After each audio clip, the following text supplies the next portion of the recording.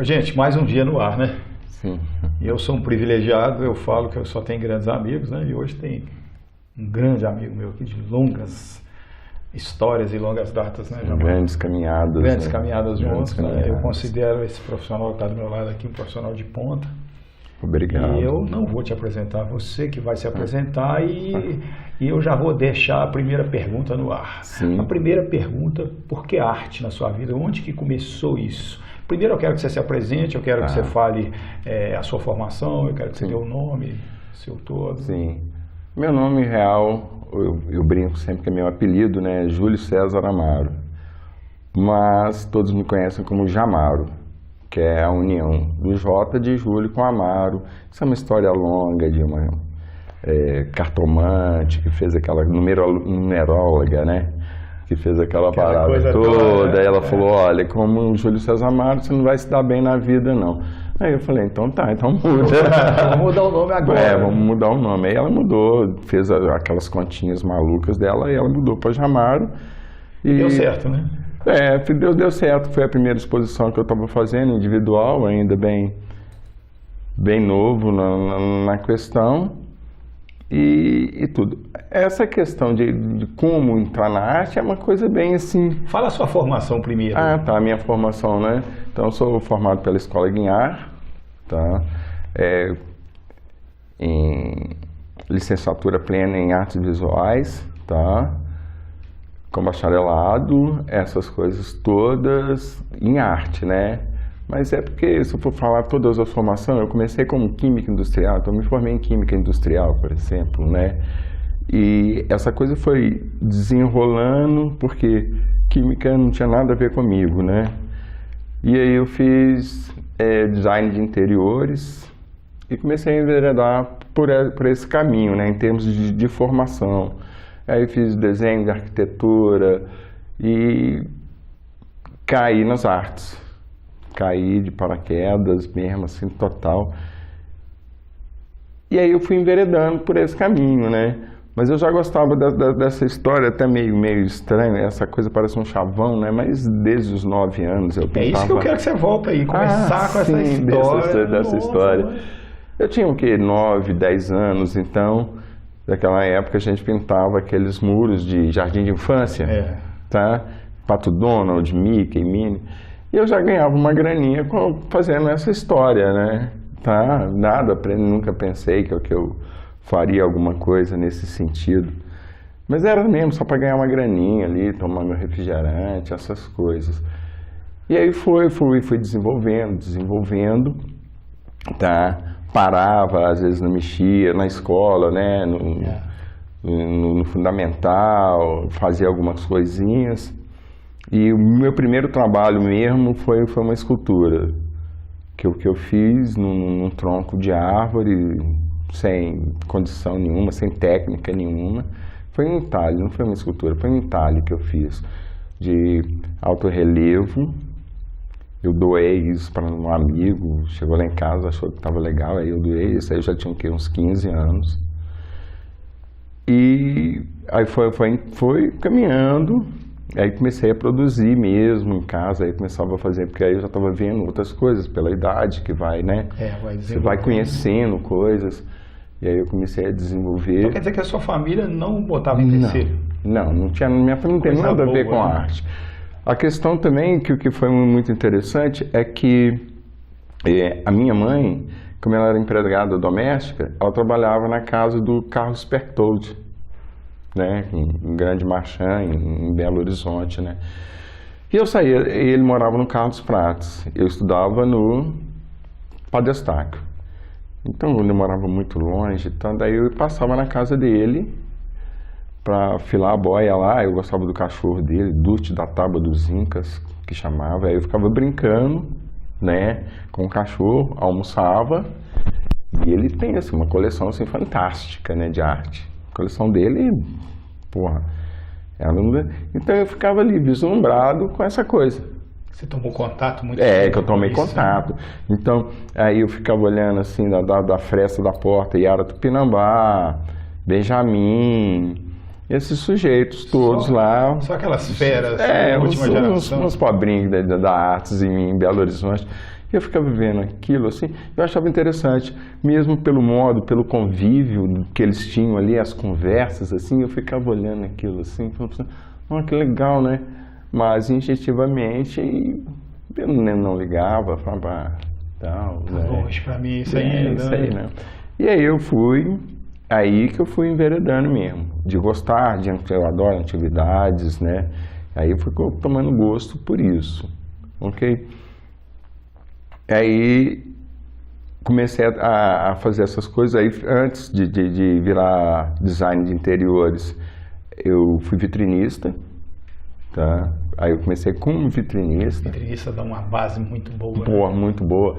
A minha professora chamava Áurea, era ela fantástica, uma das melhores que tinha, vitrinista em Belo Horizonte. E me apoiava muito. Eu sempre tive essa sorte, né? Talvez já era o caminho, né? Ela me apoiava, né, nessas questões.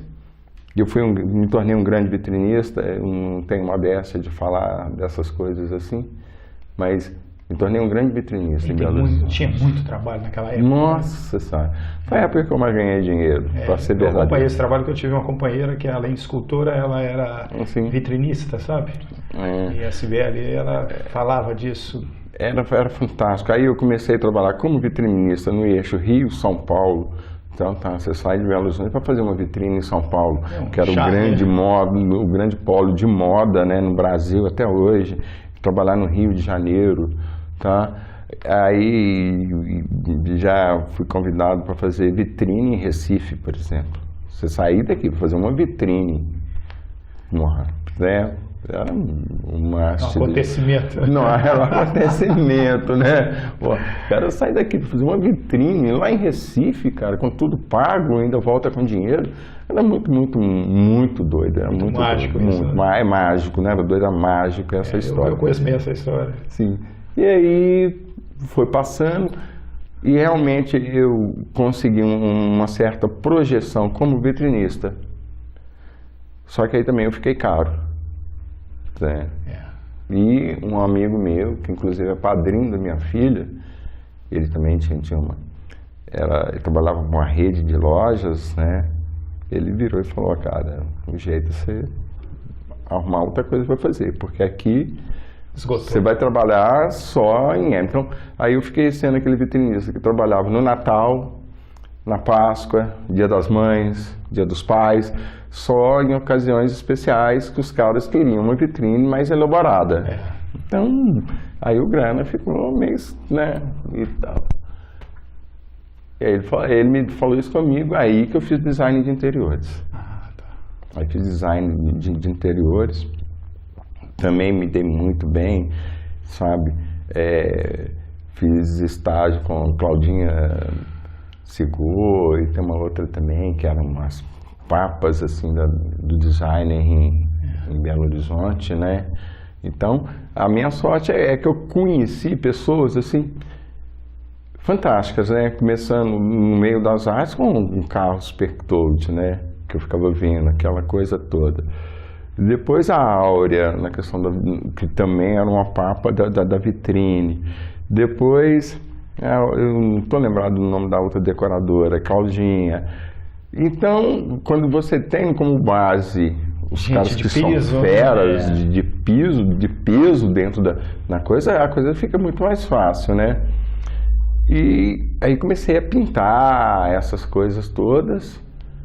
Aí teve a prima de uma esposa minha que viu uns quadros e falou, você devia fazer uma exposição. Aí eu falei, porra, que trem esquisito isso. Aí vou fazer a exposição. Aí quem eu conheço? Também a galera, na época tinha um grupo de artistas, né? Vignoli, René Nascimento. Bracha. Aí eu Jussara Costa. Aí eu vou cair no meio desse ninho, né? Sabe? Aí caí nesse ninho, essa menina. Aí tinha uma exposição na Estácio de Sá, cara. Sempre fazia umas coletivas lá. Aí eu faço uma peça e tudo, que é o Casulo, né? que ficava pingando tinta, assim, montava uma tela fantástica de dentro desse casulo, deu um trabalhão do cão para fazer isso, porque ela tinha 1,20 m mais ou menos de altura. E aí essa galera vê esse trabalho. Aí eu falei, agora fudeu tudo, né? Consolidou, né?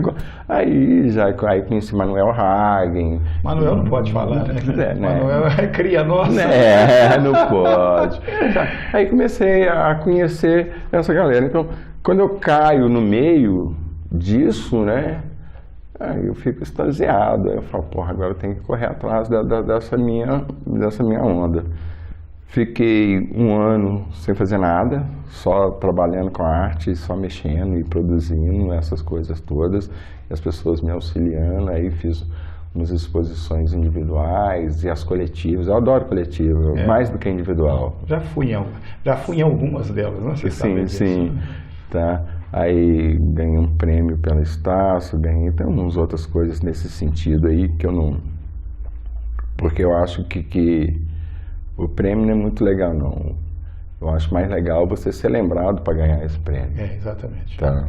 Só de ser lembrado já é fantástico, já é, com certeza, já muito bom.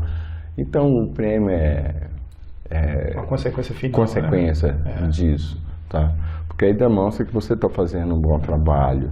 Agora eu queria pegar com você um veio agora, né? Porque o Brasil está passando por um momento que a gente não consegue consolidar a arte na escola, a gente não consegue consolidar o esporte na escola, a educação física, a yoga, tantas coisas necessárias demais. Filosofia, sociologia. Então, muito bem lembrado, né? Filosofia, sociologia, toda essa gama de saberes essenciais, né? E além de eu conhecer a sua profissão, você como profissional, artista realmente, né? Eu te conheço também como arte educador, né? E você atualmente atua numa escola interessante demais nessa área. Eu queria que você contasse essa experiência, como é que começou isso. Logicamente que nós não vamos esgotar hoje essa nossa conversa. Tranquilo. E temos muito o que falar no ar. Eu comecei, né? Como a gente estava falando aqui antes, com o Rodelnésio, que era um pintor primitivo, naif. Tá? A gente fez uma exposição juntos, que era o primitivo e o contemporâneo. E ele, já senhor, com a idade mais avançada, me ofereceu para me dar aula na cidade dos Meninos São Vicente de Paula, lá em Neves. Aí eu fui e simplesmente gostei, né? Tá? Tem um caso que é até engraçado, que o pessoal ficava apostando quanto tempo que eu ia durar como educador, né? É bom que a gente tomava muita cerveja e aí eles apostavam 1 mês, aí passou 1 mês, aí só sei que completei 2 anos. Até hoje, né? Completei 2 anos lá, e aí... Eu trabalhei lá com você. E aí foi fascinante, né? Foi fascinante, eu gostei de trabalhar com adolescentes, tá?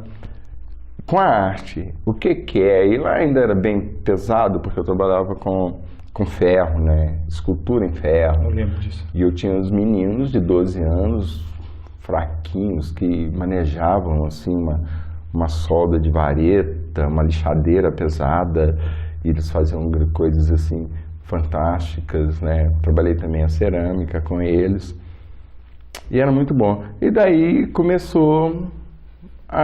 aí pessoal, sim, aí fez cursos também, fiz curso, aí licenciatura plena, né, para poder dar aula, o pai sempre procurando, aí entrei por escola integrada, tá, isso dentro do lance de escola, né, aí fiquei também uns 6 anos na escola integrada, no Colégio Municipal de BH, ali na região noroeste da Pedreira.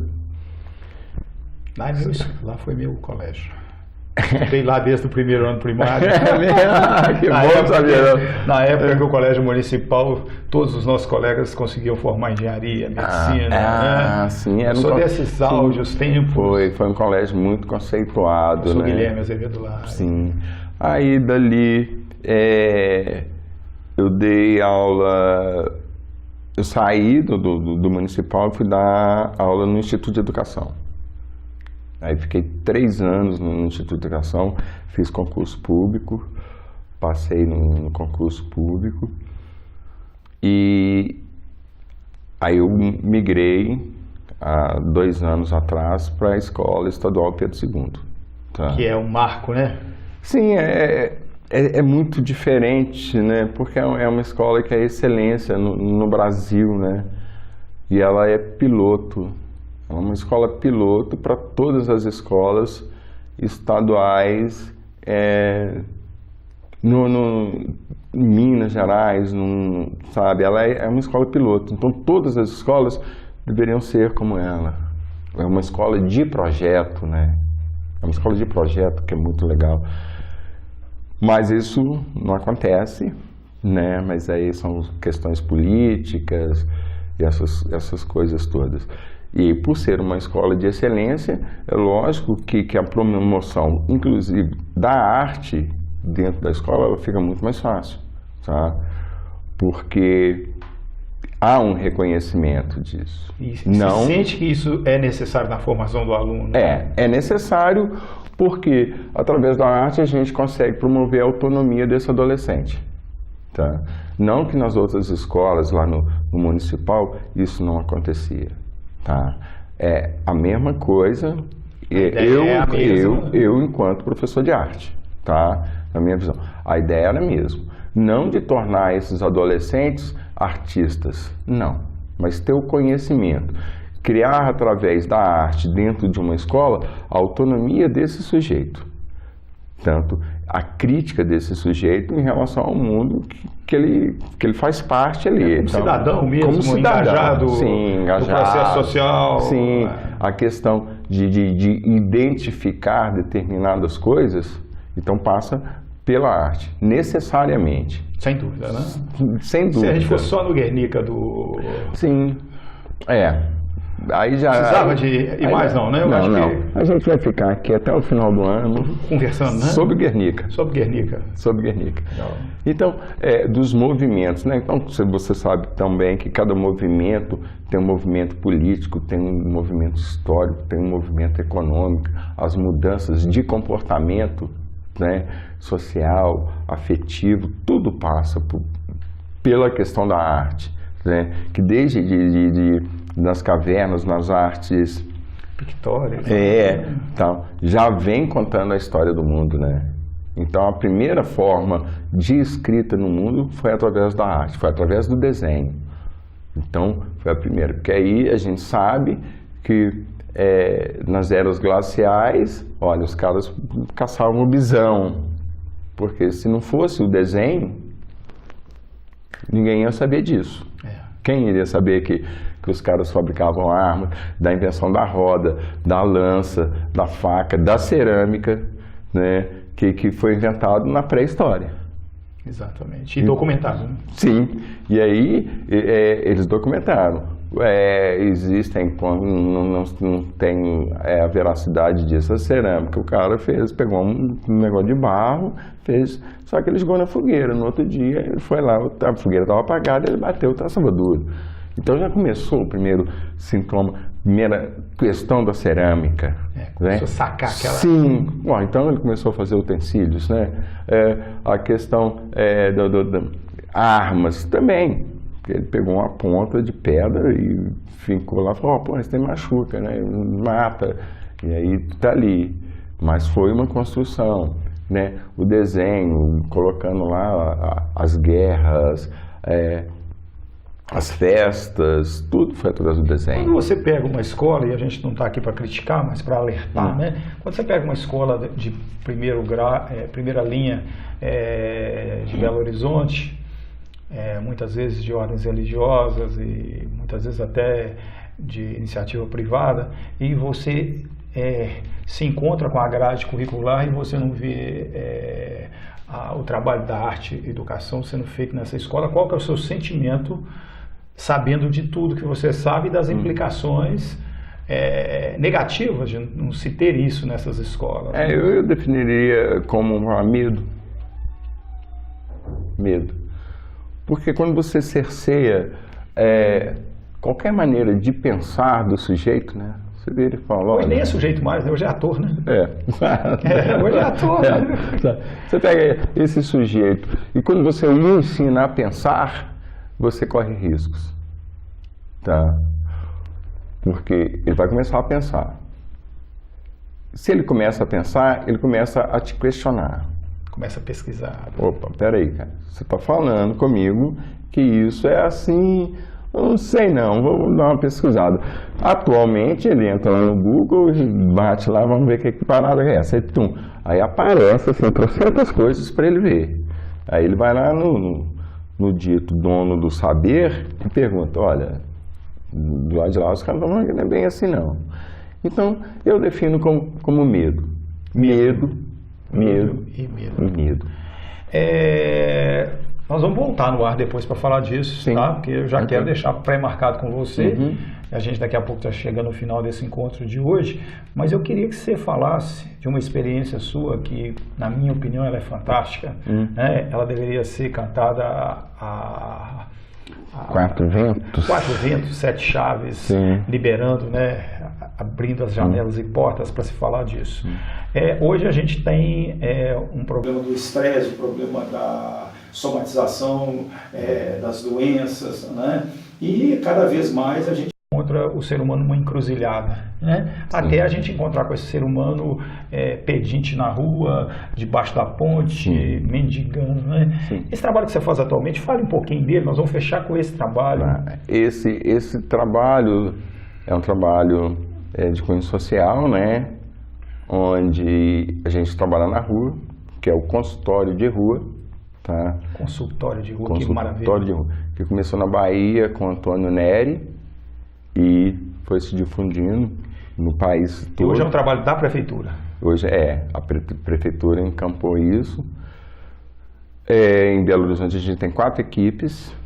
Dessas 4 equipes são Noroeste, Norte, Centro-Sul e Oeste.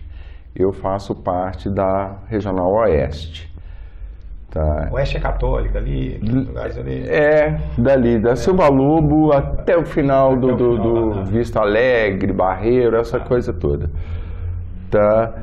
E aí, esse consultório constitui-se de uma equipe que tem uma van, um motorista, tá? Um redutor de danos, um arte educador, 2 assistentes sociais, uma enfermeira e uma psicóloga.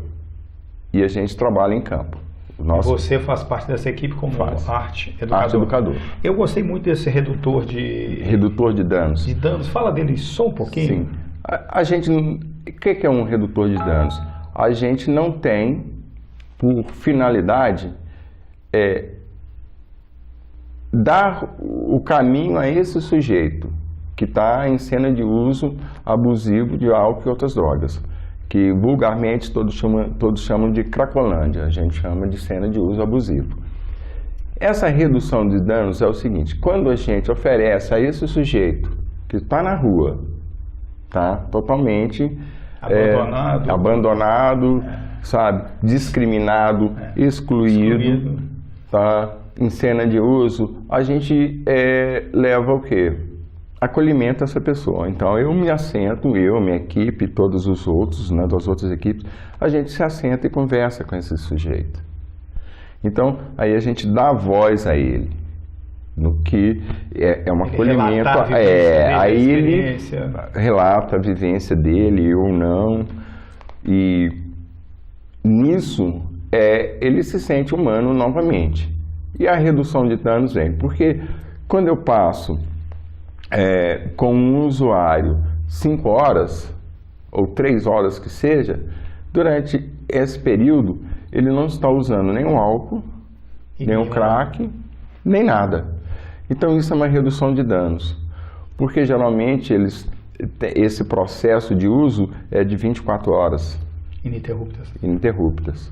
Quando eu interrompo isso durante 3 horas com uma questão lúdica, principalmente a lúdica, na conversa, no acolhimento, no abraço, no sorriso, né, que a gente dispensa a esse sujeito, tá, ele para com o uso. Então isso se torna uma redução de danos. Como é que você leva a arte nesse local? Como é que eu levo a arte nesse local? através, eles são donos dessa questão, não eu. Ah, entendi. Tá? Então eu falo, olha... A demanda é deles. A demanda é deles. Então eu tenho os materiais, lápis, tinta, pincel, tenho tudo isso dentro da van. Isso, mesa, essas coisas todas. Então a gente se apresenta, por exemplo, a gente faz o cinema na rua. Oh, que interessante. Tá? Para eles. Tá? Então a gente monta aquela parada toda e passa um cinema na rua. E eles assentam, a gente leva pipoca, guaraná, é como se, sabe? Mas são essas... É uma coisa interessante. Sim, né? só que eles quero conversar muito com você sobre isso no ar. Sim, só que quando aí tá... Aí eles começam, então eles escrevem, né? Então desenham, escrevem, mandam bilhetes, essa coisa toda. Então não é aquela coisa, olha, nós temos... Não funciona assim. Não propor ninguém ser Picasso. Não. Tenho sim um grupo que se propôs a aprender a desenhar realmente, a pintar realmente, então são casos esporádicos assim, mas acontecem esses grupos, tá? Dentro, então, e aí a gente conversa sobre a arte, conversa sobre a vida, e eles ficam ali, eles desenham, pintam. Eu já trabalhei com cerâmica na rua assim, céu aberto, né, e tudo. E é legal, eles começam a ter esse contato com o sensível, né? Tá. De uma maneira lúdica, né? Sim, o contato sensível, porque eles deixaram de ser sensíveis, né? Com certeza. Então, ali, quando eu levo a arte para uma cena de uso, eles retornam a uma sensibilidade, tá? Ao emotivo, né? E eu não fico preocupado com a qualidade desse trabalho, não. A qualidade aí é o que menos importa, tá? Mas a emoção desse sujeito colocando ali naquele trabalho é que vale mais de tudo. E essa sensibilização, né? De falar, porra, eu ainda sinto alguma coisa, né? Sabe? Eu não morri, né? Não morri. Então, aí eu tenho, por exemplo, a gente faz um evento, eu tenho um usuário que ele é meu fotógrafo. Então, pego a câmera, boto na mão, na hora que a gente chega, pego a câmera e dou para ele. Não quero nem saber se ele vai estragar a câmera, se ele vai sumir com ela, não quero nem saber. Mas é ele que sai fotografando. Agora, e aí se imagina o prazer que esse sujeito, excluído da sociedade, tá? Sem vínculo nenhum com família, com trabalho, com nada. Ele não tem vínculo social, a não ser naquele meio ali. Que tem muitos problemas, né? Brigam-se demais, né? Não. Isso aí a mídia é meia terrorista, né? Ela é terrorista. Ao contrário, o que leva um sujeito desse a ficar bastante tempo na rua? Justamente... Porque é bom, né? Porque ele troca a mãe tradicional pela mãe de lá. Ele troca o pai tradicional pelo pai de lá. O irmão, o cachorro. Porque ele conta acolhimento ali, cara. Então, porra, se ele chega em casa, a família bate nele de todo quanto é jeito. Eu falo, pô, vou ficar lá, né, cara? É bom, né? Porque aí ele senta, aí se ele tá triste, ele conversa com o outro usuário do lado. Tem ouvido, a escutatória do outro é boa, né? E é uma amizade fantástica, eles dividem as coisas, assim, sabe? Você tá com fome? Tô com pão aqui, vamos comer aqui. Aí eles dividem, sabe? É uma solidariedade impressionante. Então tá no folclore que eles atritam-se tanto, né? Tem os atritos, igual a gente tem atrito, tá? Mas a mídia, ela é terrorista, muito terrorista. Desconhece de Sim, tem alguns grupos que também, não vou nem citar, que também tem essa questão, esse preconceito, tá? E não leva em consideração o humano que está ali. Nós, do consultório de rua, a gente leva em consideração o humano que nos interessa. Tá? Yang falou uma vez assim, olha, antes de ser técnico, você pode ser o melhor técnico que tiver, mas quando você estiver diante de uma alma, não se esqueça que você é outra alma. Tá? Então, essa coisa, assim, tem um outro sujeito também, o Basaglia, Carlos Basaglia, né, que era um psiquiatra na Itália, que rompeu com todos os manicômios, clínica terapêutica, essas coisas todas. Ele virava e falava, olha, antes de tratar da doença, tem que se tratar da alma.